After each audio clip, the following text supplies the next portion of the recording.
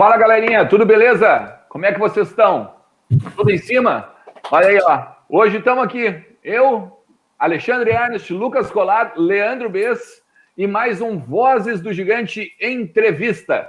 Vozes do Gigante Entrevista que hoje tem ninguém mais, ninguém menos, né? Que essa figura parceira, essa figura, olha, da história do Inter, um dos melhores laterais esquerdos da história do Inter, hein?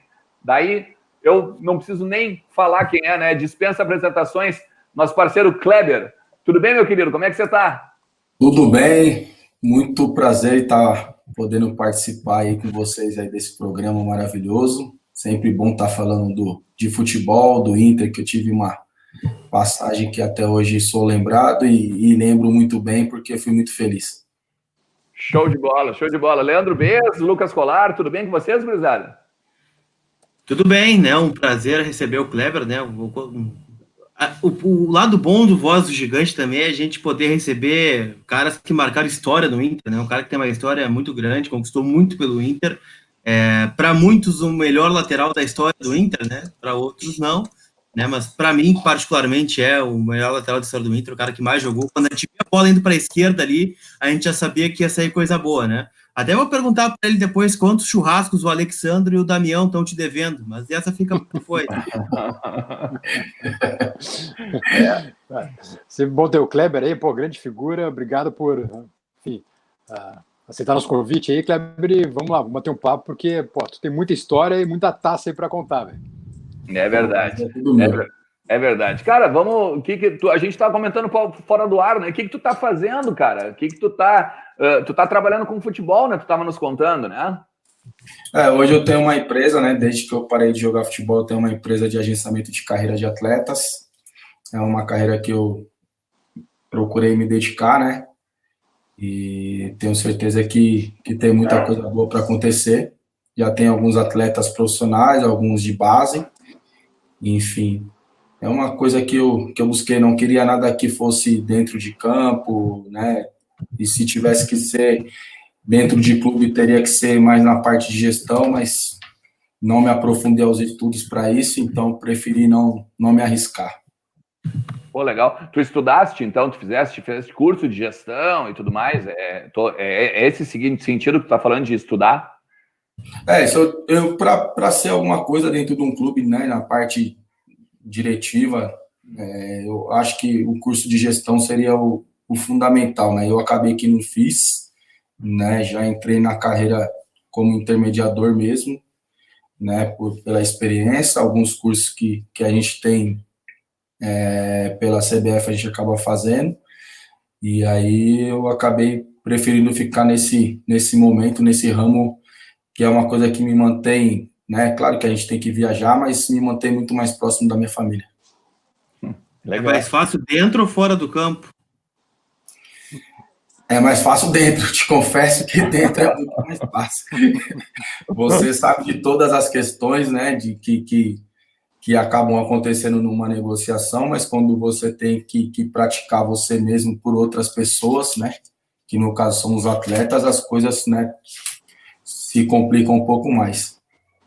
O Bez, eu não lembro, se me ajuda, a tua memória é melhor, mas foi o Ney e teve uma outra pessoa também, cara, que a gente entrevistou, um ex-jogador do Inter também, que também tá ligado com futebol, com gestão de carreira e tal, que ele comentou a questão de como tá complicada assim, essa nova geração em termos de conseguir fazer os caras guiarem, assim. Ó, não foi o Fábio Matias quem falou? Acho que foi o Fábio Matias. E o Yardley também. O Yardley também. Verdade. Isso aí.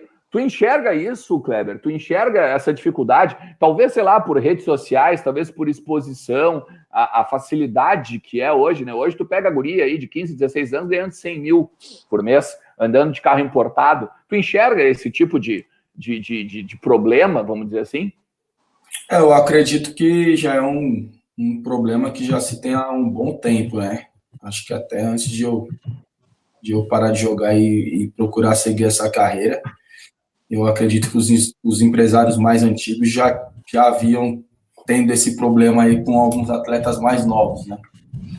Justamente pelo fato de ter inflacionado o mercado, né? Como você citou bem aí, jogadores muito novos ganhando muito salário muito alto, né? Que na minha época não havia isso, né? Com 16, 17 anos, 18, até que o cara chegasse no profissional e comprovasse pelo menos 1 ou 2 anos, você ainda, né, tinha um salário bem baixo, né? E aí você tinha que buscar para conquistar coisas melhores. Eu acho que hoje esse fato de os clubes já pagarem muito alto, até porque os atletas brasileiros são muito cobiçados pelo mercado europeu, hoje asiático também. Então, acho que dificulta um pouco, né, para os empresários, os agentes, intermediários, poder, né, conseguir colocar na mente deles como eles têm que seguir desde o início para poder ter um status um pouco maior, né? Acho que essa é a maior dificuldade que todos enfrentam. E talvez por isso a gente tenha dificuldade de lançar assim um Neymar novo. Não sei se tu concorda com isso.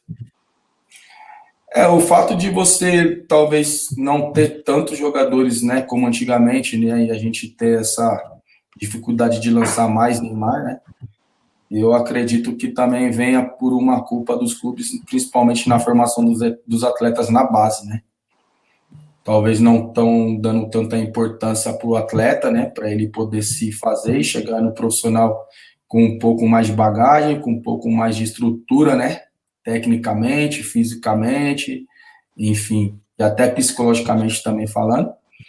E eu acho que se os clubes não voltarem a tratar os atletas como tratavam antigamente, de uma forma com que a atenção seja redobrada, talvez a gente vai ter uma dificuldade aí de estar lançando mais craques aí por um bom tempo. Pois é. Kleber, voltando lá atrás, né, vamos falar um pouquinho do Inter, né? Chega o Inter em 2009, né, ano do centenário, se não estou enganado, depois do título da Sul-Americana, com alguns títulos estaduais pelo Santos, né? Tu lembra como é que foi o primeiro contato do Inter? Como é que tu chegou aqui em Porto Alegre? Eu estava no Santos em 2008, né? E o Santos acabou repatriando o Léo, né? Lateral. E só que o presidente na época queria que eu jogasse pelo meio campo, enfim, mas eu estava jogando na seleção e o Dunga sempre me deixava em alerta para não ficar usando muito dessa posição, porque seria mais difícil para ele estar me convocando como lateral, né? Então, eu coloquei o presidente que não haveria como eu estar atuando, e aí surgiu nesse caminho, surgiu o Delcir, né, o Sonda, que ele tinha alguns jogadores, né, no Santos também, e o presidente fez uma proposta para ele estar me comprando. Quando ele acabou comprando meus direitos, ele entrou em contato com o Fernando Carvalho na época. O Fernando veio até São Paulo, batemos um papo, me fez uma proposta, não só de financeira, mas de carreira também, né, de prospecção dentro do clube. E foi aí que eu acabei aceitando o convite e pude chegar em 2009 ao Inter. Porque o Delcir, eu lembro, eu te busquei no aeroporto, inclusive. Eu trabalhava na Zero Hora na época. Eu fui te recepcionar no aeroporto. Pra tu ver, era trabalho, viu? Mas eu lembro que o Delcir pegou aquela leva boa, assim, né? Multicampeã, né? Daquela grande época ali de 2008 para cima. Tu esperava chegar onde tu chegou no Inter? Assim, tu esperava virar no Inter o que tu virou? Eu sempre fui um cara que tive muito confiança, assim, principalmente em mim mesmo, né, do que eu sempre pude atuar pelos clubes, né, tanto quando eu comecei no Corinthians, depois fui embora para a Suíça e Alemanha e voltei ao Santos, e eu sempre pude manter um nível muito bom daquilo que eu sabia que eu tinha condições, né. No Inter não foi diferente, acredito que depois de 2005, né, que é um ano que o Inter quase é campeão brasileiro, e aí 2006 já conseguiu um título. Eu acho que o Inter se tornou muito forte dentro do país a partir desse momento, né, montou grandes elencos. 2008 fez, né, uma campanha muito boa também na Sul-Americana, e então quando me veio o convite eu achei que eu poderia cair muito bem no elenco, porque era um elenco que já havia formado, com um treinador muito experiente e com vontade de vencer sempre, né, no Tite, no caso. Então, isso que me fez desembarcar em Porto Alegre e poder desfrutar do meu futebol com a maior naturalidade possível, porque as coisas no Inter andavam bem. A gente sabe quando o clube está andando bem, o jogador que tem qualidade, ele consegue colocar seu potencial ao natural. E como é que era a resenha quando tu chegou aqui, né? Porque eu lembro que em 2008 o Inter foi campeão da Sul-Americana, só que era um esquema diferente, né? Porque o Tite usava 2 zagueiros na lateral, né? O Bolívar pela direita e o Marcão na esquerda, e depois muda totalmente em 2009, né? Tanto é que o Inter atropela todo mundo no Campeonato Gaúcho, né? Ganhou os 2 turnos, faz mais de 60, 70 gols, bate na trave, né? No Brasileirão em 2009, né? Com aquela entregada do Grêmio contra o Flamengo. Tem a final da Copa do Brasil, que a gente vai entrar depois também. Mas como é que foi a resenha que tu encontrou aqui, Kleber? Porque era um grupo experiente. Tinha, sei lá, D'Alessandro, Andrezinho, Alexandro, Guinha Azul, o próprio Magrão também, né? Índio, Bolívar. Como é que foi a resenha quando tu chegou aqui? A resenha foi a melhor possível, né? Como você citou, um grupo experiente, mas sempre com a fome de ganhar, né? Isso eu acho que fez do Inter ser vitorioso durante um bom tempo, não só aí em Porto Alegre, né, mas das próximas conquistas que veio a ter pelo caminho, principalmente Libertadores novamente, entre outras, né? E a resenha de vestiário era muito boa, era um ambiente muito sadio, muito leve, né, não tinha muita vaidade, e como tu citou, a forma do Inter jogar com 2 zagueiros acabou mudando, né? Eu entrei bem depois até, né? O Marcão ainda ficou alguns jogos na minha chegada, né? Tinha o Gustavo Neri também, que estava no clube quando eu cheguei também, mas acabou saindo logo de início. E o Tite acabou mudando porque ele me colocou na lateral. Por mais que o Bolívar estava jogando na lateral, ele ficava mais como um terceiro zagueiro e me deixava bastante à vontade para apoiar. E aí foi quando eu me identifiquei a jogar também com o Tyson, que estava surgindo com aquela vontade de aparecer no futebol, né? E a gente tinha 2 atacantes muito rápidos, e eu acabei me identificando muito de jogar com o Tyson, o Dali caía muito ali, o Guinha também ficava muito próximo, então a gente acabou se acertando muito rápido. E esse entrosamento fez com que o Inter não perdesse sua maneira de jogar, que era a maneira de vencer, e, enfim, acabamos fazendo uma grande campanha no Gauchão. Mas teve alguma... Parou cedo demais, Kleber? Então, eu até queria ter ido um pouco mais, te confesso que a minha vontade era ter ido pelo menos até uns 37, por aí. Porém, com a lesão que eu tive no Figueirense, né, que foi uma ruptura de músculo, eu acabei me desanimando, né? Quando eu saí do Inter em 2013, eu fiquei quase 6 meses sem clube, né? Havia algumas propostas, mas não me agradavam. E aí o Figueirense, através do Guto, né? O Guto estava no Figueirense na época, acabou me convidando para jogar lá, e eu fui. Mas a gente sabe que você treinar fora do clube e dentro do clube é muito diferente, né? Por mais que eu mantive uma boa forma física, né? Até chegar no Figueirense, mas os músculos não eram os mesmos, né? Então, acabou que em 5 jogos eu tive essa lesão.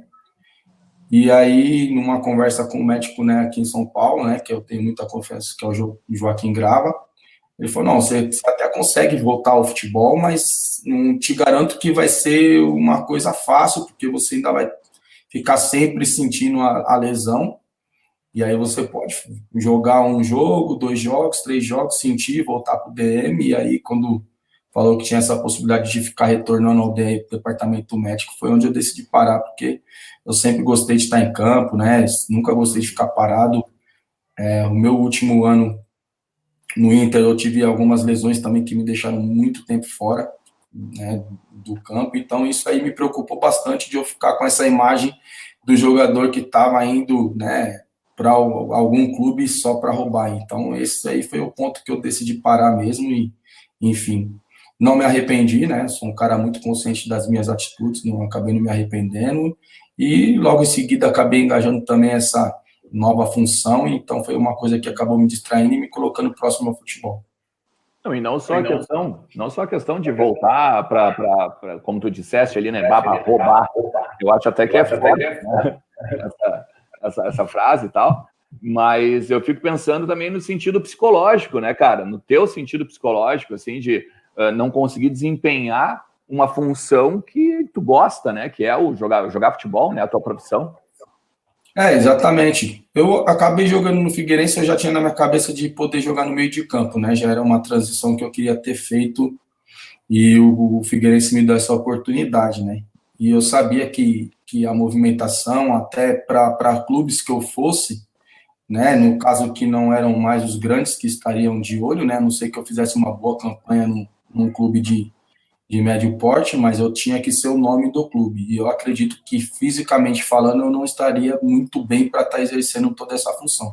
Então, por isso que eu acabei decidindo até parar um pouco antes.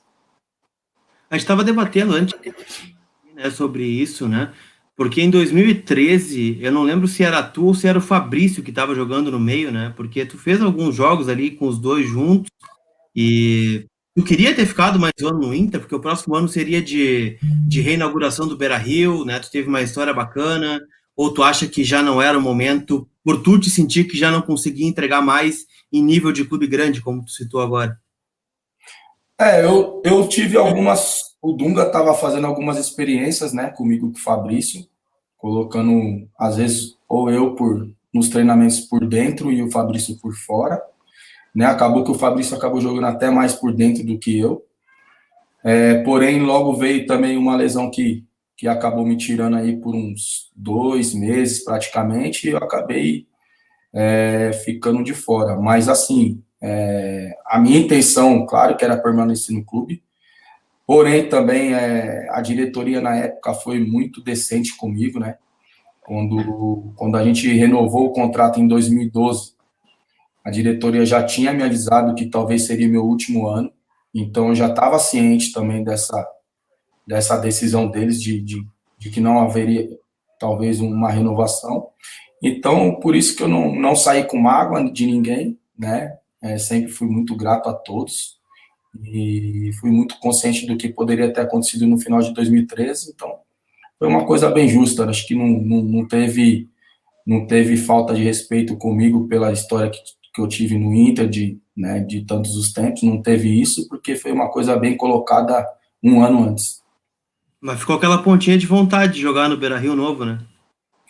Ficou porque a gente, né, nesse ano de 2013 a gente ficou praticamente fora, né? Quase não jogou no Beira-Rio. Então não tive essa despedida, né, do Beira-Rio. E quando eu fui ao Figueirense também não tive a oportunidade de jogar, né, no Beira-Rio, jogando profissionalmente falando, né? Voltei para jogar por festa, né, do D'Alessandro, do próprio clube, mas ficou esse gostinho, não tive o prazer de jogar no novo como profissional, mas tá tudo certo.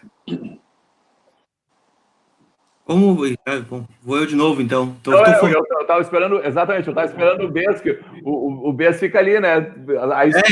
Eu tô vendo aqui, eu vou deixando. Eu vou indo, né? Não, parei. Tá bom. Não, deixa eu voltar em 2009, então, porque uma das coisas que eu citei antes, né, foi que foi um ano bom pro Inter, né? Era uma expectativa de ano do centenário e tal. E o Inter acabou com 3 vice-campeonatos, na verdade, né? Da Recopa, do Brasileirão e da Copa do Brasil. Mas eu quero falar sobre a Copa do Brasil, porque eu lembro que uma das coisas que a gente mais lamenta, digo nossa torcida, né, foi que no jogo de ida o Dunga te tirou e tirou o Nilmar da gente, né, na decisão contra o Corinthians. Como é que tu viu essa final, né? Chegou a conversar com o Dunga para jogar a decisão contra o Corinthians? Tu acha que poderia ter mudado alguma coisa, vocês dois terem jogado lá no Pacaembu? Eu acho que a nossa equipe estava num bom momento, né? A questão de o Dunga ter tirado foi, né, foi pela Copa das Confederações, né? Então a gente estava na África, não teria nem como voltar, né, para jogar o primeiro jogo. E a gente acabou assistindo, né, de lá mesmo.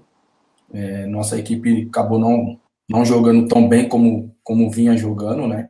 E acabou sofrendo um resultado que, contra uma equipe também que tinha jogadores de muita qualidade, de muita experiência, como tinha o Corinthians, a gente sabia que seria difícil, como foi, né? A gente não conseguiu reverter, essa foi uma frustração que ficou para o grupo, né? Porque era um campeonato que a gente começou com algumas dificuldades, mas acabou crescendo dentro da competição, tomou corpo e chegou, acho que, no meu modo de ver, até melhor que o Corinthians para a final, né? Então, esse foi o ponto que nos deixou muito frustrado por não ter ganho. É porque o Wellington Monteiro também falou com a gente aqui há algumas semanas, e daí ele disse que o seguinte, no início do jogo, no Mundial, tá?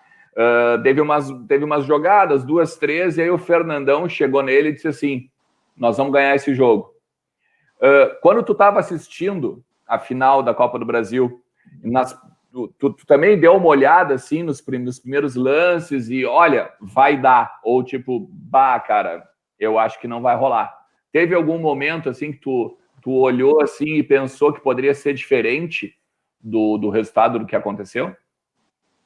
Eu acho que a nossa equipe, ela entrou muito confiante, né? E a gente sempre fala que jogar no Pacaembu contra o Corinthians nunca é fácil para ninguém, né? E a gente, quando veio jogar no Brasileiro, o Tite armou uma situação em que a gente dependesse de uma bola, e essa bola seria uma bola invertida para pegar o Nilmar do outro lado, no mano a mano, que ele poderia fazer alguma coisa, né, de velocidade, e acabou, né, que não sei se vocês se lembram que ele fez aquele golaço, que ele sai driblando. Sim. Da estreia do Então, Brasileiro. eu acho que a gente também já sabia como jogar contra o Corinthians e achava que daria para fazer de uma forma, principalmente no primeiro jogo, que segurasse, né? Por mais que eu e o Nilmar não estivéssemos em campo, a nossa equipe era muito experiente e sabia controlar um jogo fora de casa, né? Só que acabou que as coisas deram errado, né? Enfim, o Ronaldo também é um cara que dispensa comentário, né? A gente já sabe. Mas, assim, o que eu posso dizer é que a nossa equipe estava confiante que poderia ganhar, né? Mas é como a gente diz, né? 2 jogos na final, se você não bobear no primeiro, que é fora de casa, dentro de casa as coisas tendem a ser melhor, né? Mas a gente teve que correr atrás, e para correr atrás com uma equipe experiente, como eu falei, com jogadores, né, de lado, Dentinho, né, Jorge Henrique e o Ronaldo na frente, né? Então ficou muito difícil para nós e acabamos que não conseguimos reverter o resultado. Com o título... Vai, Bez, desculpa. Vai lá. Não, título à parte, qual time foi melhor, na tua opinião? O Inter 2009 ou o Inter 2010? Eu acredito que o de 2009. Por mais que o de 2010 venha a ter ganho, né, a Libertadores, eu acho que o de 2009 era um time mais completo. Um time que ele conseguia fazer um jogo com velocidade total e, ao mesmo tempo, ele conseguia segurar, reter a bola, girar a bola, enfim, um time mais completo. Em termos de experiência, de malandragem, de grupo, tu tá falando nessa questão de ser mais completo, ou até mesmo de jogadores mais completos? Ou de treinador também, né? Eu acredito mais que os jogadores estavam mais completos e, acima de tudo, era uma equipe que jogava um pouco mais bonito que a de 2010. Por isso eu vou te fazer 2 perguntas sobre o Brasileirão de 2009, tá? A primeira é o seguinte, a gente teve alguns jogadores aqui que falaram sobre isso também, o próprio Fernando Carvalho falou que um dos arrependimentos dele é esse. Se o Inter não tivesse demitido o Tite, na visão dele, o Inter teria sido campeão brasileiro. Quero saber se tu concorda com isso. E a segunda eu lembro que na penúltima rodada o Inter ganhou do Sport, chegou a fazer um dos gols, né? Bem no finalzinho o Andrezinho faz um gol de falta e o Inter vai para a última rodada com chance de título. Porém, né, dependia de uma ajuda do Grêmio, né, na última rodada. Vocês acreditavam que o Grêmio poderia dar uma força para o Inter? Chegaram a falar com alguns jogadores do Grêmio? Ou quando vocês viram que o título dependia do resultado do Grêmio, vocês já jogaram a toalha? Bom, eu acredito assim, do jeito que o Fernando já falou, né? O Fernando Carvalho ele já acabou até resumindo, né? Eu acho que a saída do Tite para a gente não foi tão bom, né? Porque o time estava muito entrosado, né? Dentro, fora de campo com ele. E eu acho que ali, né? Se fosse pelos jogadores, ele teria ficado, mas como foi uma decisão de diretoria, a gente acabou respeitando. No outro ponto, eu acho que a nossa equipe tomou corpo, né, com a chegada do falecido Mário Sérgio, que aí a gente fez uma conta de 5 jogos, né? Se a gente for falar na última rodada, depender do Grêmio, a gente já sabia que era uma chance totalmente ilusória, que praticamente eles não gostariam de dar esse título a nós, mas a gente acabou falhando no meu modo de ver no primeiro jogo dos 5 que o Mário colocou pra gente, que foi aqui contra o Barueri, que teoricamente não era uma equipe forte, e a gente acabou, né, cedendo o empate, e que se a gente acaba vencendo, como a gente venceu os outros 4, né, na somatória a gente não precisaria da última rodada com o Grêmio e seríamos campeões. Então, eu fico com esses 2 pontos. Mas é que tá, e a questão eu até perguntei isso pro Fernando Carvalho. Beleza, tu demite o Tite para teoricamente ficar com o D'Alessandro, né? Porque não só pelo bastidor, que a gente sabe que houve a discussão, a briga entre o Tite e o D'Alessandro, mas no livro do Tite, né? Mas o próprio, isso, eu queria dizer, mas o próprio Tite diz isso no livro, né? Que teve essa questão com o D'Alessandro e por isso que foi ele foi demitido. Depois do jogo de Curitiba. Isso. Ele perde para o Curitiba, o D'Alessandro entra aos 45 do segundo tempo, se eu não me engano, e aí na volta para Porto Alegre se dá todo o desenrolar. Como fica o ambiente, Kleber? Mesmo com jogadores experientes, como vocês tinham, como fica o ambiente de saber que dentro de um vestiário o jogador basicamente foi mais importante que o treinador, o jogador derrubou o treinador? Assim, para nós, como eu falei, a gente não gostou da saída do Tite. Para nós, a gente queríamos ele e o Dali junto, né?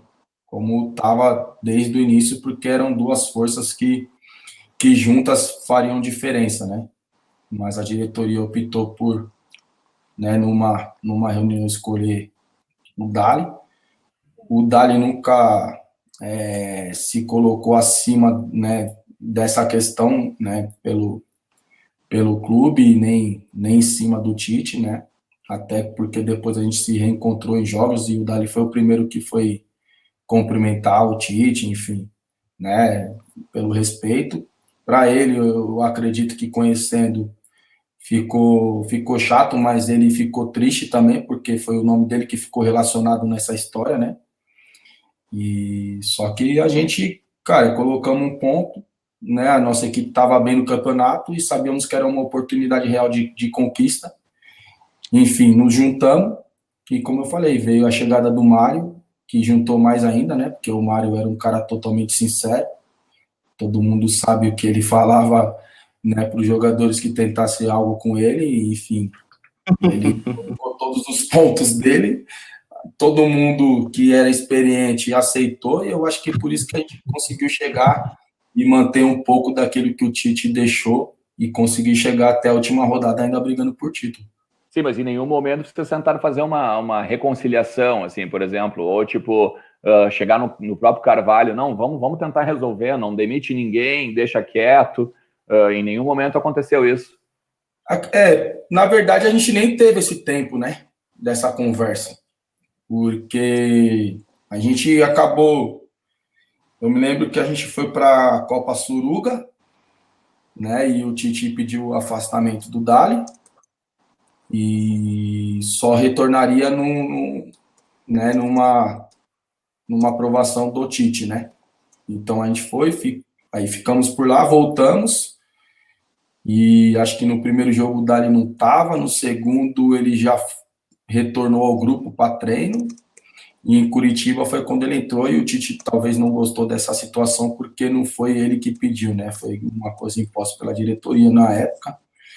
Então, logo depois também o Tite acho que pediu para sair, então a gente nem teve essas condições de chegar para o Fernando, que era um cara que sempre nos ouvia, né? Sempre pedia para que a gente desse nossa opinião em relação ao time, né? Principalmente aos mais experientes. Foi por isso que eu perguntei, né?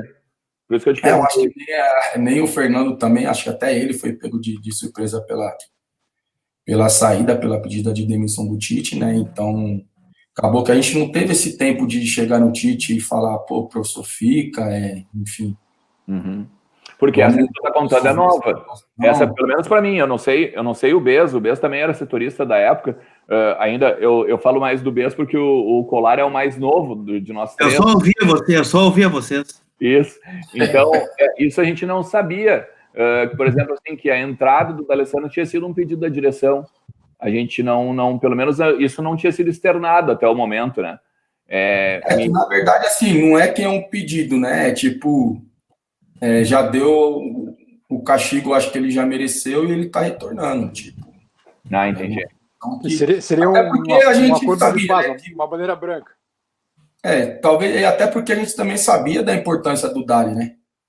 Ele era o cara que conduzia o nosso time, né? Principalmente do meio para frente. O Tite também sabia disso, mas era uma questão meio que de autoridade, né? E aí eu acho que quando o Dali retorna, o Tite se sente sem aquela autoridade que lhe cabia a decidir qual era o momento. Talvez se a diretoria não colocasse já direto o Dali, talvez o Tite mesmo já iria colocar, porque era um jogador que fazia falta para o elenco. Por mais que a gente tinha jogadores de qualidade, né? O Andrezinho estava muito bem, o cara era o nosso camisa 10, né?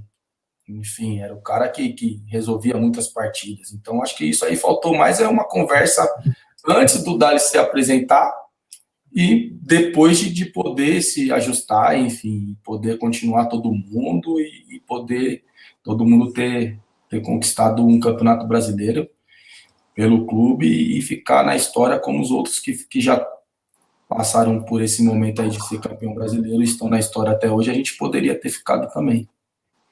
Porque essa história que tu contou, esse negócio que tu fala do Mário Sérgio, né? Ele era muito espontâneo, né? Muito direto. Tem inúmeras histórias, né? De bastidores, enfim, de que ele sempre dizia, né? Ninguém vai me sacanear aqui, pá, daquele jeitão dele, né, malandro? Como é que foi receber daí um cara desses no vestiário, assim, tipo, cobra criada também, sabe? Malandro, né? Como é que foi? Porque aí tu muda da água pro vinho, né? Porque o Tite é um tipo de uva, vamos dizer assim, né? E o Mário Sérgio outra, né?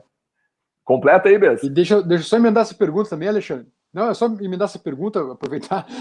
Como é que foi aquele episódio, Kleber, que vocês todos apareceram para treinar de manhã e o Mário Sérgio não apareceu? Acabou dando uma desculpa esfarrapada depois. Como é que foi aquilo aí? O Mário, quando ele chegou, foi muito engraçado, né? Porque é como você falou, né? O Tite era um cara totalmente tranquilo, falava bem pouco, não se exaltava em quase nada. E o Mário chega com esse linguajar de malandro, né? Enfim. E aí eu acho que nós, experientes, que nos achávamos malandro, acabamos vendo que o malandro estava na nossa frente agora, né? Então teria que ter um respeito maior. E eu acho que todo mundo, cara, gostou muito de ter trabalhado com o Mário, até quando no final, né, ele falou que ele trabalharia por 3 meses, né, e ele cumpriu essa palavra, né, a gente pediu para ele ficar, porque o grupo gostou de trabalhar com ele, mas ele disse que não, que ele não tinha paciência para ficar mais de 3 meses. Esse era bem o jeitão do Mário, né, cara? Acho que não só nós sofríamos, né, como o Leandro falou, mas vocês também deviam sofrer muito, né, com essa mudança. Pô, vocês tinham que entregar matéria, enfim. A televisão tinha que entregar o que estava acontecendo, e às vezes e essa vez foi muito engraçado a gente ter chego lá de manhã, e aí ele deu um recado que ele não conseguiu acordar e não ia ter treino para voltar todo mundo da tarde. Aí a gente viu, esse aí é o cara mesmo, cara, que ele faz o que ele quer e já era. Não, mas foi muito bom ter trabalhado com ele, cara. Sinto saudade. Ô, Kleber, mas é que assim, foi uma sacanagem que ele fez de propósito, né? Tipo assim, para a galera baixar a bola, né? Porque teve esse lance do D'Alessandro com o Tite. Depois teve também lance do Tyson, que também teve lance com o Tite. A gente tem a história, né? Tem uma história que é célebre, que ele chegou, ele entregou uma folha e uma caneta para o Bolívar e disse: escreve o time aí, sabe? Eu acho que foi uma questão de malandragem, assim. Talvez tu tenha até histórias que a gente não saiba, sabe? Nesse sentido, assim, de, eu tô aqui, baixa a bola. Não, assim, desconheço ter trabalhado com alguém igual o Mário Sérgio. Desconheço. O cara que deixou um ambiente muito, muito tranquilo, muito alegre.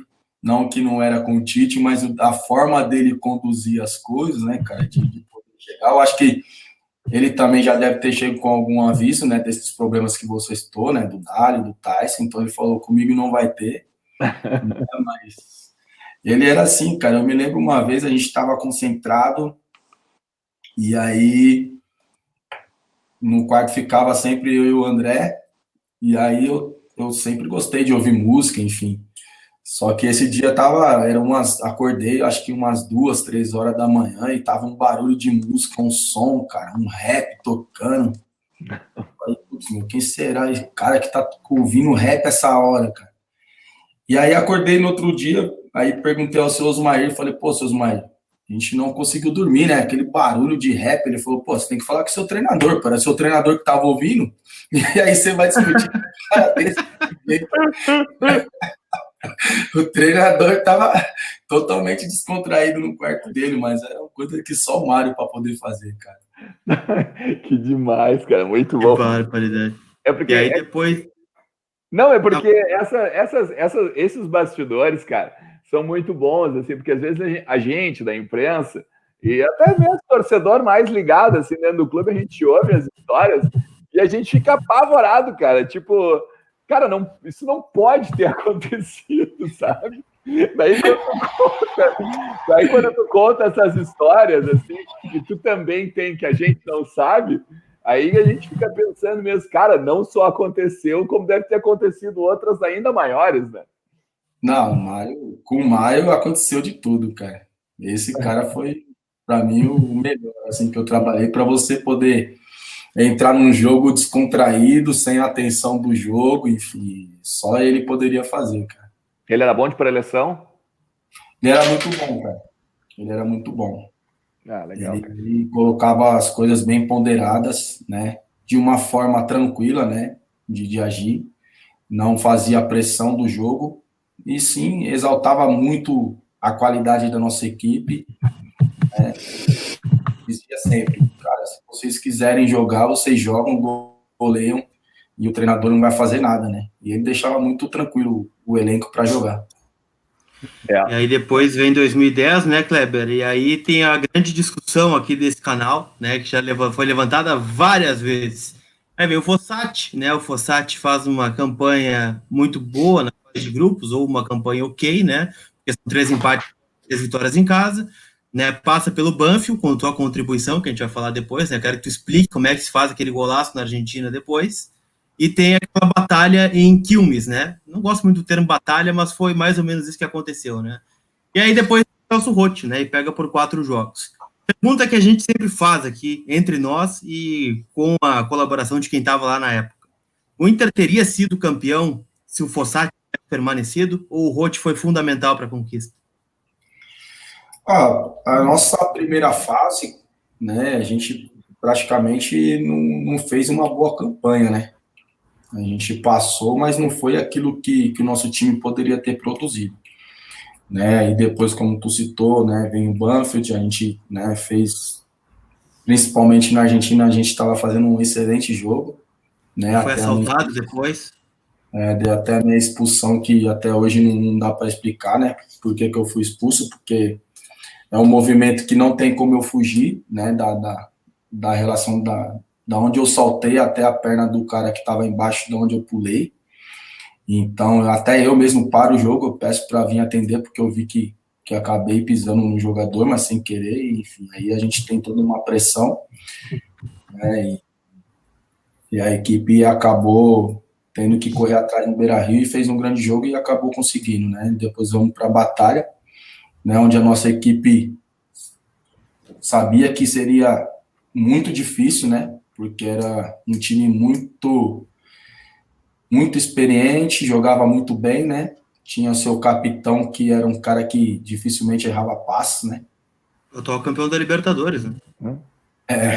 Exatamente. E ele era, se eu não me engano, ele tinha sido o melhor da América, naquele prêmio do El País. Isso. E aí, só que eles nos surpreendem, né? Porque eles tiram do estádio que eles estavam jogando, que era um campo grande também, como o Beira-Rio, e levam para aquele de Quilmes, que era totalmente pequeno, e os caras fizeram uma pressão enorme, e a gente acabou até cedendo essa pressão, né? Tivemos um apagão aí, que a nossa equipe não se encontrou no campo. Mas, no final, a gente conseguiu, né? Como eu falei, nossa equipe tinha um poder de reação, um poder de concentração, né? Por mais que falhou nos gols, né? Mas teve um poder de reação e de concentração para buscar e acabou buscando, né, com aquele gol no final. E aí, como tu fala, né, cara, vem o Celso, tem um mês para trabalhar a nossa equipe, que eu acho que fisicamente a gente não estava tão bem quanto o São Paulo, né, ou contra qualquer outra equipe que fosse pegar naquela fase, a nossa equipe estava um pouco desgastada já. E o Celso acaba, ele e o Fábio, né, colocando nossa equipe aí totalmente em dia fisicamente, e ele acabou colocando um sistema diferente da gente jogar, né? O Fossati jogava com 3 zagueiros, né, e ele trouxe um cara para o meio campo também para ajudar o Dali na armação, né, e a nossa equipe tem um crescimento aí muito grande mesmo, até de posse de bola. A nossa equipe começou a ficar com bola, que era o que a gente não fazia, né, com o Fossati. O Fossati era bem agudo mesmo, e aí eu acho que muda totalmente o estilo de jogo, e nós vamos para o confronto contra o São Paulo, né, fizemos 2 grandes confrontos, né, contra uma excelente equipe, e acabamos passando e fomos para a final. Aí são 2 jogos aí que a nossa equipe talvez tenha feito na Libertadores os 2 melhores jogos da competição, né, que foi a final.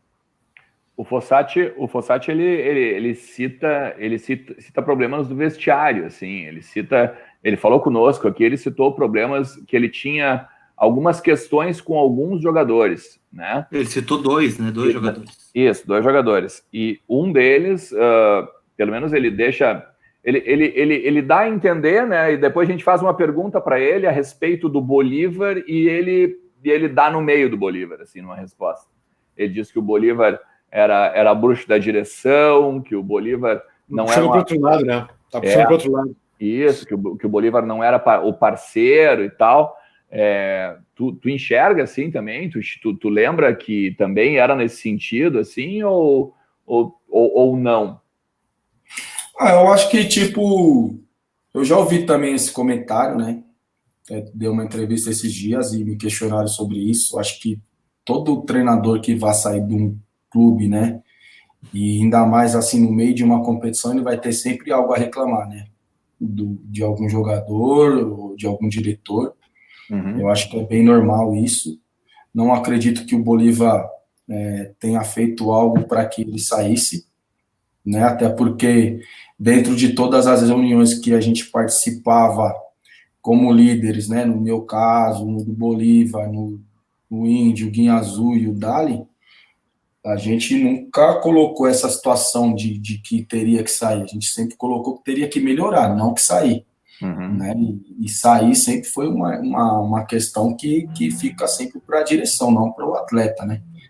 Então, mas é como eu falei, um treinador quando sai, ele sempre vai achar que alguém que puxou. Acho que se o Bolívar puxasse para outro lado, teria feito também com o Celso Roth, a gente também não teria como chegar a isso. A gente sabe que quando as coisas não estão bem e o grupo não vai bem, né, e se tem um que puxa para o lado, o grupo já logo identifica e afasta esse cara, né? E eu acho que a gente tinha jogadores muito experientes para fazer isso na época, e a gente não fez isso com o Bolívar, né? Ele acabou seguindo até como capitão depois com a chegada do Celso. Foi uma decisão do Celso colocá-lo como capitão, e eu acho que por isso que a gente foi campeão, né? Mas é coisas que só o Fossati vai poder falar e só o Bolívar vai poder se defender. Mas do meu tempo de grupo, eu não vejo essa situação que tenho, né, colocada aí para que a gente pudesse estar discutindo. Mas então vocês como líderes chamaram a direção para pelo menos dizer, olha, essa questão física, que é que tu acabou de apontar, inclusive, né? Não foi tá só bem. ele, né? O Ney falou sobre isso também. Porque, exato, eu ia comentar sobre isso, muito bem lembrado, Lucas. Porque o Ney também disse isso para nós, né? Então vocês chamaram a direção. É que, assim, a gente sempre fala, né? Cada um tem um método de trabalhar, né?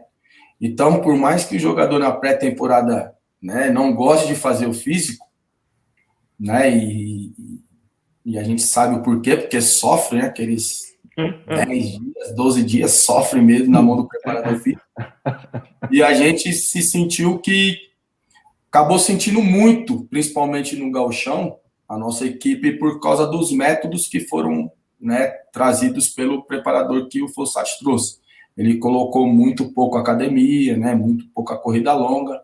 No meu caso, eu que sou um lateral, né, eu era acostumado a fazer, eu senti isso muito, né. Eles têm lá no scout deles, tinham na época, que eu era um cara que estava correndo bastante até, né, conseguia chegar, voltar, até porque eu estava jogando de ala na época, conseguia chegar dentro da área, fiz gols dentro da área, mas eu sentia que faltava um complemento. E complemento era uma coisa que eles não gostavam que o jogador, né, fizesse. Né? Eles achavam que já estava bom o que eles estavam dando e que a gente pudesse estar da melhor forma possível. Mas aí cada um tem sua característica. Eu, no meu caso, eu achava que eu precisava de um pouco mais. Né? E aí foi uma conversa. O Fernando questionou a gente do que a gente achava.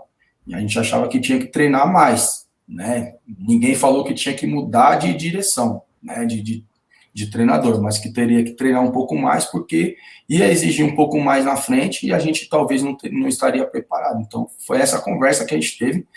Isso aí, se você perguntar, né, o Ney já falou, se você perguntar para o Índio, para o Guinha Azul, só foi isso que a gente acabou falando e foi uma coisa que foi benéfico para nós ter uma preparação um pouco mais forte, como depois quando o Fábio assumiu. Mas tu vê a gravidade da situação, quando o grupo de jogadores vai ao presidente pedir isso, né? É porque estavam vendo que a coisa realmente não ia andar daquela maneira como estava, né? Sobretudo a preparação física, né? Exatamente. Eu acho que é mais por uma forma que por exemplo, se a gente for na Europa, praticamente os físicos são totalmente diferentes do que o brasileiro está acostumado, né? Então ele tem que se adaptar. E eu acho que já foi colocado uma situação deles para cá, né?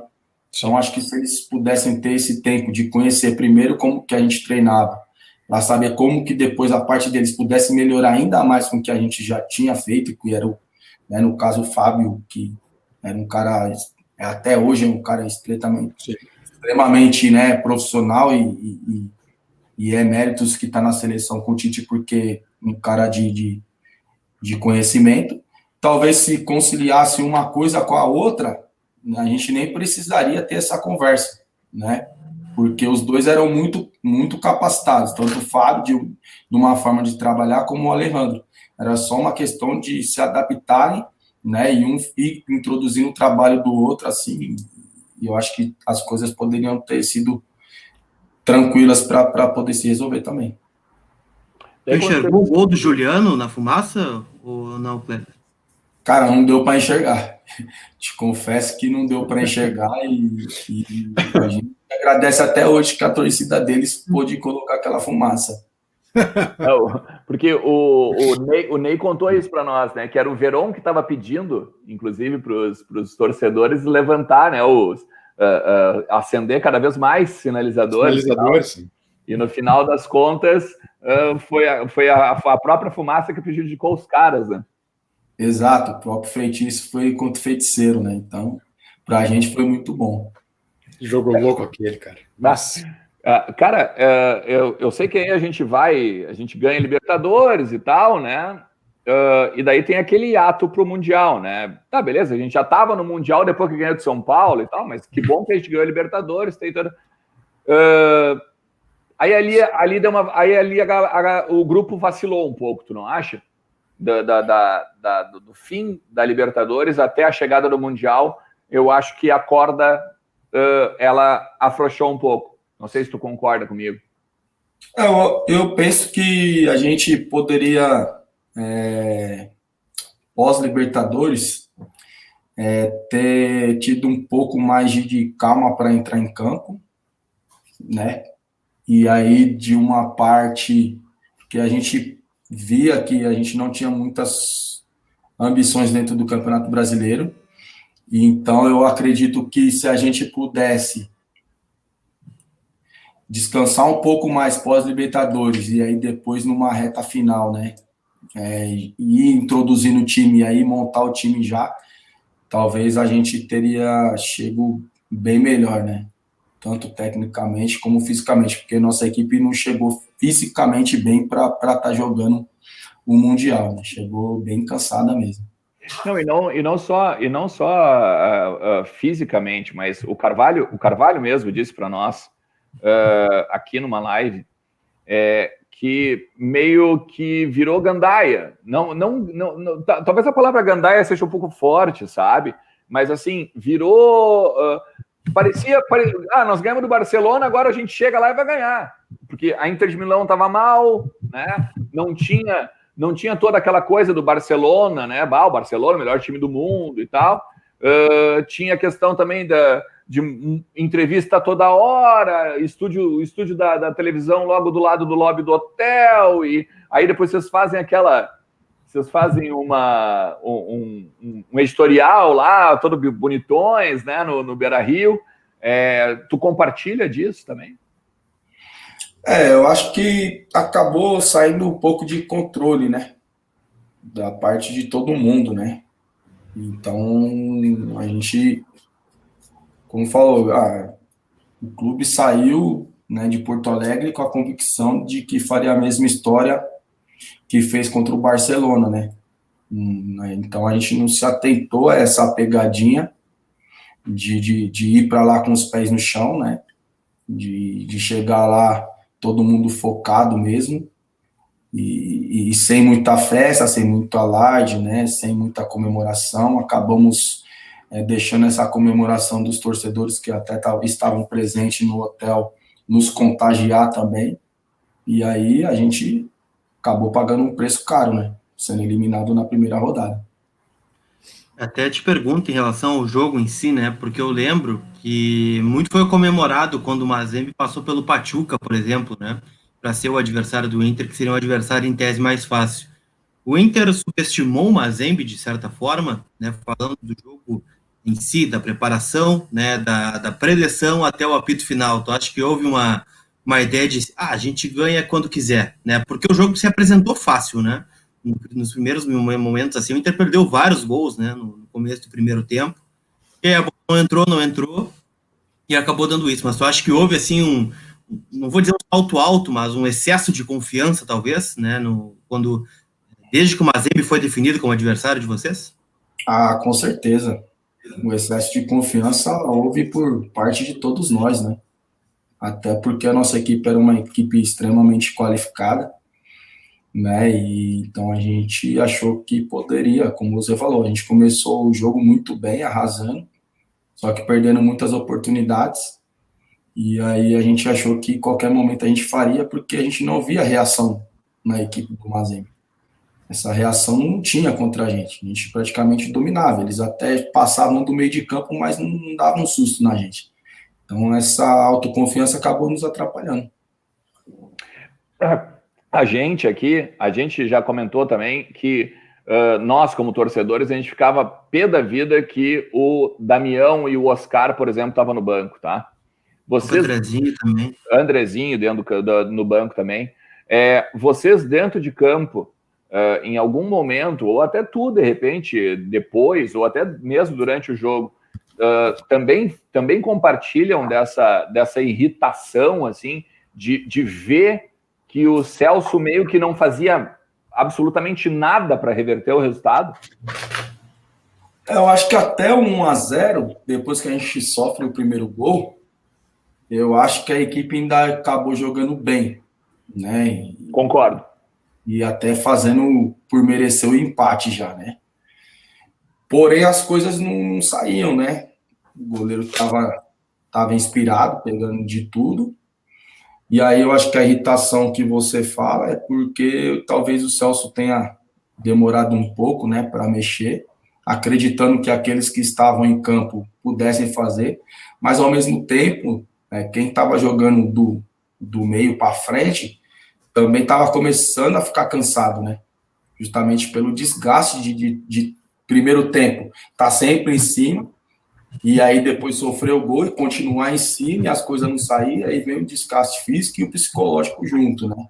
Então talvez por isso que você tenha falado da irritação dele não poder mexer, porque talvez os outros, né, poderiam dar um outro gás, como aconteceu, né? Depois eles entraram, tivemos outras oportunidades, mesmo assim não fizemos e acabamos sofrendo num contra-ataque segundo gol, aí praticamente fica aqui definida a nossa situação para que não chegue numa final. Como é que é fazer o gol do título da Recopa depois, no ano seguinte? Foi muito importante para mim. Eu sou um cara que nunca fui de fazer muitos gols, né? Minha carreira toda sempre na parte de assistência. E aí, né, teve uma situação que o Dali poderia sair, né, do clube, né? Acho que ele tinha uma proposta da China, se eu não me engano. E aí ele acabou que não jogou, né? Porque ele era o batedor oficial de pênalti. Só que aí nesse tempo eu acabei treinando bastante, né? O Dorival pediu para mim treinar bastante pênalti. Eu treinei, o Oscar treinou, né? E quando veio o pênalti eu acabei decidindo bater, até porque o Oscar era um jovem e eu achei que pelo fato de eu ser o cara experiente, né? Eu acho que nesse jogo eu até estava como capitão. Tinha que assumir. Então, eu tinha que assumir, acabei assumindo e tive a tranquilidade para fazer o gol. Kleber, até por falar nesse tempo aí de Dorival, enfim, o Dorival assume como técnico e praticamente o Fernandão também assume como diretor, né? O Fernandão, enfim, o ídolo do clube, o herói do Mundial para o Inter. Como é que foi? Como é que os jogadores receberam essa troca do técnico sendo demitido e o diretor executivo assume como técnico? Porque depois também teve uma grande polêmica, né? No fim de 2012, o último Grenal da história do Estádio Olímpico se avizinhando, se aproximando, e aí o Fernando é demitido porque a direção, enfim, a direção da época disse que houve um zum, que o vestiário entregaria o jogo de propósito caso o Fernandão seguisse como técnico. O que tem de verdade nisso, afinal, para quem viveu lá dentro como vocês? A gente foi meio que pego de surpresa, né? Pelo fato dessa troca, né? A gente até conversou, o Fernandão, né, quando a gente chegou no clube, ele conversou com os líderes, né? Perguntou o que a gente achava. A gente não tinha muito o que fazer nem falar, né? Foi praticamente igual uma situação que ocorreu com o Tite. Quando chega o Mário, a gente também não tem o que fazer nem o que falar. A única coisa que a gente perguntou é se ele estava convicto mesmo do que ele queria, né? De ser treinador. Ele nos disse que sim. E a única coisa que a gente pôde fazer e dizer foi que a gente estaria com ele para todos os momentos, né? Seríamos o suporte dele, porque era uma carreira nova para ele, mas o grupo estaria presente para poder ajudá-lo. E eu acho que até aconteceu muito bem, né? Em relação ao Grenal, sabendo dos companheiros que eu tive dentro do Inter nos tempos que eu fiquei, muito difícil de acontecer essa entrega, né? Até porque a gente sabe o que significa um Grenal na cidade e principalmente para as torcidas, né? Então a gente nunca queria fazer isso, porque talvez se a gente fizesse e acalhasse isso, a nossa imagem por vitoriosa, né, de ter ganho Libertadores, Sul-Americana, Recopa, vários estaduais, seria apagado, porque uma coisa que nenhum jogador deve fazer, principalmente no clássico, né? Não faz nenhuma partida, né, de menos porte, imagina dentro do clássico, né? Então essa parte aí é totalmente fora de questão para nós que participávamos do vestiário. Mas o quanto incomodou vocês, né, jogadores, né? Porque a gente entrevistou o Bolívar aqui e ele falou assim: quando o treinador vai na entrevista coletiva e fala que tem uma zona de conforto no Beira-Rio, não pode ser para um jogador que está começando, né? Então, óbvio que era um recado direto para os jogadores que estavam mais tempo, né? O caso do Bolívar, do Índio, o próprio teu caso, né, que estava desde 2009, Como vocês receberam essa declaração do Fernandão numa entrevista coletiva? A gente acabou não gostando muito, cara. Vou ser muito sincero para você, eu fui um dos caras que o questionei na época, né? Não gostei pelo fato dele conhecer, né, os que trabalharam com ele antes, né? E conhecendo um pouco dos que já estavam quando ele chegou como diretor, né? Então ele sabia que a maioria, principalmente dos experientes, não fazia corpo mole, né? As coisas não vinham dando certo no campeonato, não. A gente é bem sincero que nossa equipe estava muito abaixo do que a gente esperávamos, mas quando falou da zona de conforto, a gente acabou meio que ficando chateado e expondo todos esses pontos para ele. O Fernandão, um cara que era muito humilde, né, cara? Um cara que difícil errava com palavras, e ele acabou, ele mesmo, depois nos pedindo desculpa, né? Que ele achou também que ele acabou passando um pouco do ponto, né? Do comentário que ele fez, mas foi num calor de uma entrevista. A gente acabou, não, beleza, seguimos em frente, mas você sabe que fora de questão tudo que você colocou sobre o grupo, porque você vê no dia a dia, né? Se ele não visse no dia a dia o que a gente trabalhava, o que a gente tentava fazer para melhorar, né, para ajudar o Inter a sair da situação, talvez, né, tudo bem, o cara poderia até ter um comentário como esse, mas não no caso dele que nos acompanhava, nos treinava, né, tinha sido o nosso dirigente, então nós acabamos resolvendo ali dentro do vestiário e aí depois as coisas, né, até melhoraram em alguns jogos, depois piorava de novo, mas o ambiente acabou ficando um pouco pesado por esse tipo de comentário. Sim, era isso que eu ia te perguntar, mas a relação estremeceu, a relação ela não voltou mais a ser 100%, né? Foi muito difícil de ter voltado ali, de ter voltado 100%, porque, assim, do jeito que ele falou, ele colocou à prova os caras que ele chamou para o suporte logo no primeiro dia, né? Que eram os experientes, né? Então, não ficou uma coisa legal, né? Não ficou para ele, não ficou para nós, mas a gente acabou sendo profissional do mesmo jeito, continuamos trabalhando, né? Eu acabei alguns jogos saindo, ele me tirou eu, tirou o Dali, né? Depois de um tempo ele voltou com a gente continuou, a gente ficou no banco e em nenhum momento a gente fez corpo mole. Quando ele precisou, a gente entrou, fizemos nosso papel, até porque a gente sempre fomos muito profissional, né? Mas nessa questão dele tirar vocês, porque eu ia foi bem até tu trazer isso, tu não acha que ficou meio evidente que ele estava falando de quando ele fala, por exemplo, que tem uma zona de conforto e ele tira jogadores como tu, como o Dali, ele meio que deixa claro de quem ele está falando? Houve-se uma questão também colocada que o grupo estava velho, né? E aí o grupo não estava jogando bem e que teria que colocar a garotada para jogar, né? E aí foi logo depois que ele deu essa declaração, ele acabou tomando essa atitude, ele acabou colocando o Fabrício no meu lugar. Sim. O Dália eu não lembro quem ele colocou. E aí a gente, né, teve um jogo, se eu não me engano, contra o Atlético Mineiro em casa, em que a gente quase perdeu o jogo.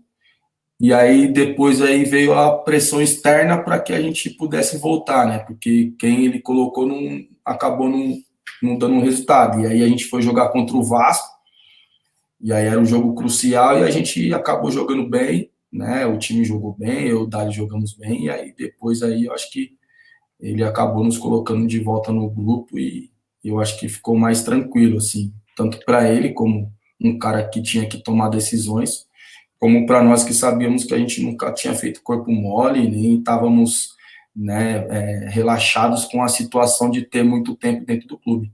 A pressão externa que tu fala é a da direção. A direção disse para ele botar vocês de volta.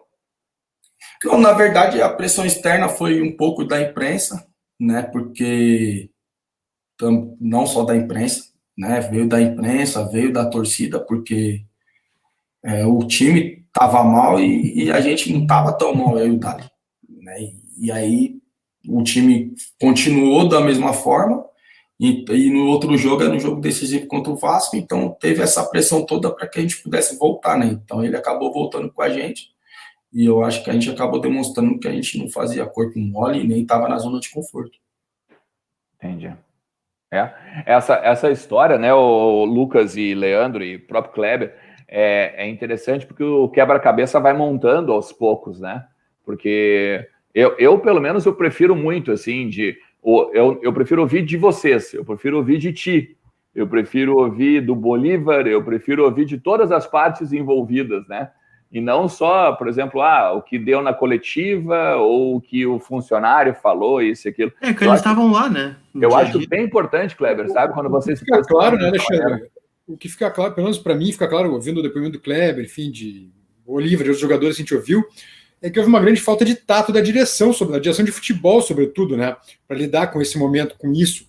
Porque, claro, aí tu expõe um cara que é o ídolo do clube, que de diretor passa a técnico daqui a pouco sem ter feito um estágio antes como treinador, né? E descontenta também o grupo de jogadores, né? Enfim, acaba todo mundo se desacertando em alguma coisa, em algum momento, né? Mas me parece que foi claro que houve uma falta de tato da direção de futebol na época enfim, desses episódios todos.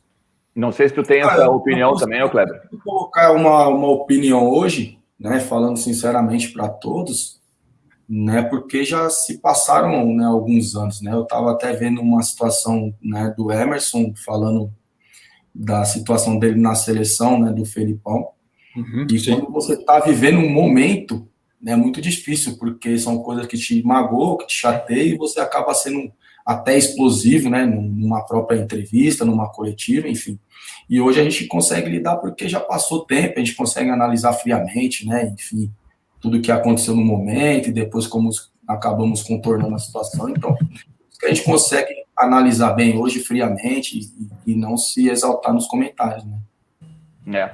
É legal. Cara, olha... Posso encerrar com a última? Eu ia dizer, nós estamos há um bom tempo já, vamos fazer a última. Vai lá então, Lucas. Eu vou fazer a que eu fiz no começo, né, que eu fiquei devendo. Tu já entrou em contato com o Alexandre, com o Damião, para cobrar aquele churrasco, né, porque tu consagrou, né?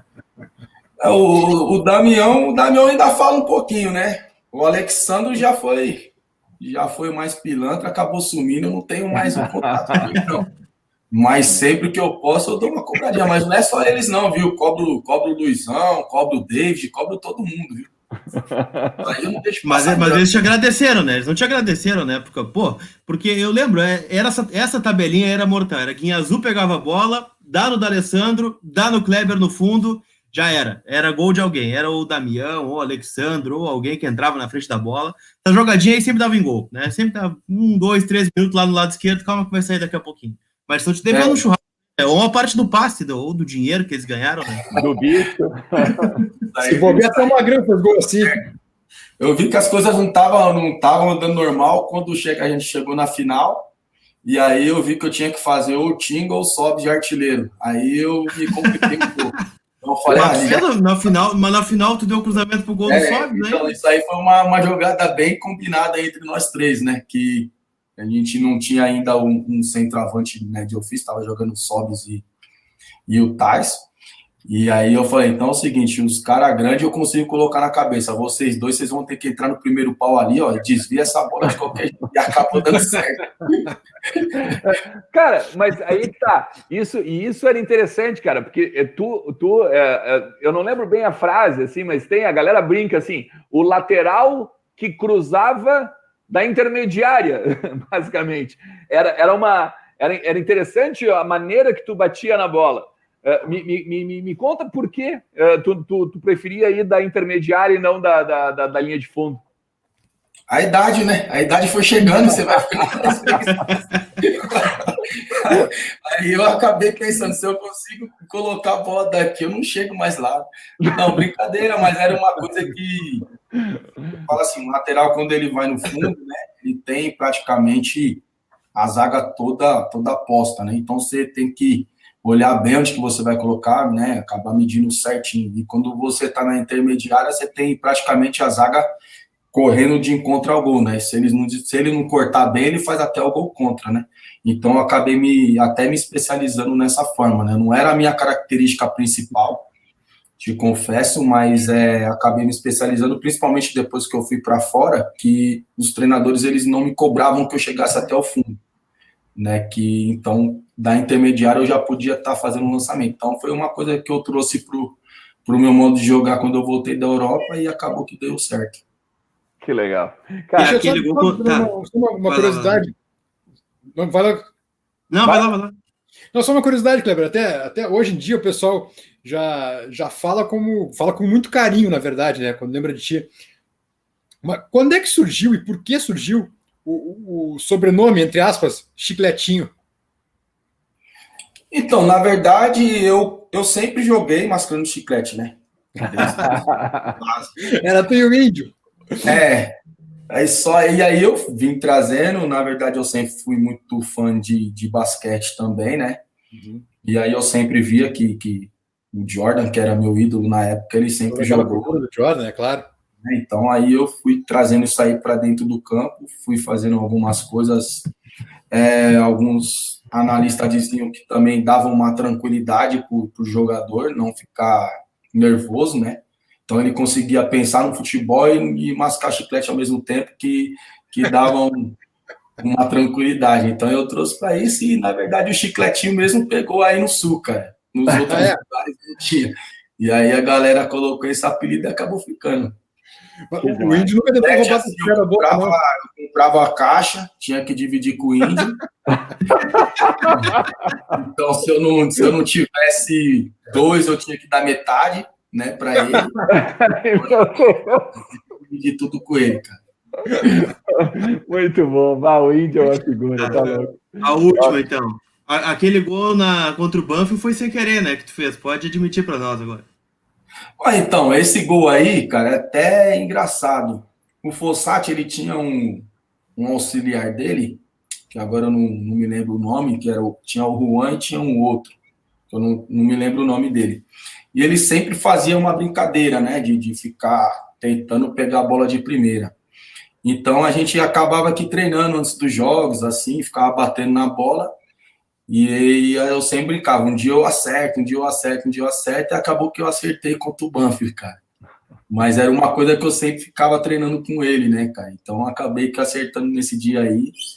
É um gol histórico, acho que um dos melhores que eu fiz na minha carreira, cara. Um dos mais bonitos. Pô, legal, cara. Kleber, mais uma vez te agradecer aí a presença, te agradecer a disponibilidade de bater esse papo conosco. Aí é sempre muito bom relembrar momentos aí com os grandes ídolos do clube. Um dos melhores, se não o melhor lateral esquerdo aí que o Inter já teve. E é ídolo da massa até hoje, hein? Fácil. É, fácil. Nossa, quando a gente fala que a gente botou no Twitter que a gente ia falar contigo, a galera vê a loucura, cara.